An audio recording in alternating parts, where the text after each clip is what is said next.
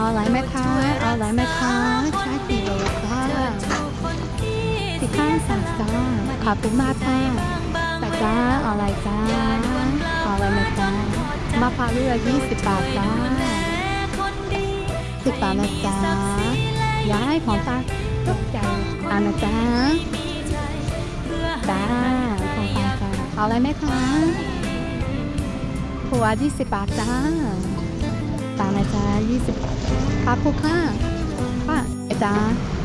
รถเนี่ยแซวาชีเนี่ยแซวาบายุมาเลย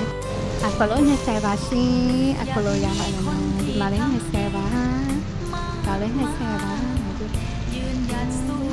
บายุมาเลยอักโลเนี่ยแซวาชีแล้วอาไปจ้าบ้านเนาะที่มาเลยจะเข้าในแซวาจ้าเลยเนี่ยแซวาจ้าเราเป็นแซวาชีแล้วอาไปจ้าบ้านเนาะ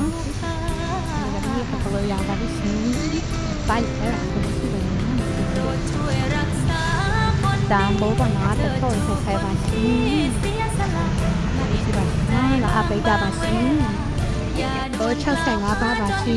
ดาบานะแต่เงี้ยที่เราอยู่นะเป็นดาบานะอันนี้40 บาทจ้ะ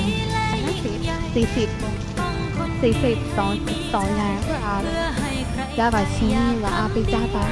แต่เดี๋ยวที่บาชีแต่พี่ไปล้อเลยใช่สพี่เลยใช้บาပဲပါဒါ30ပါ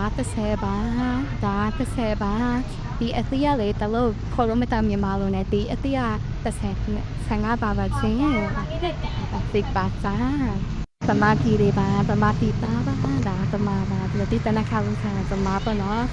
ဘာယူမလဲအဖေလို့ရတယ်နော်ကိုပမာတိသားချင်းစိတ်ချွတ်ချွတ်နဲ့ရောင်းပေးမယ်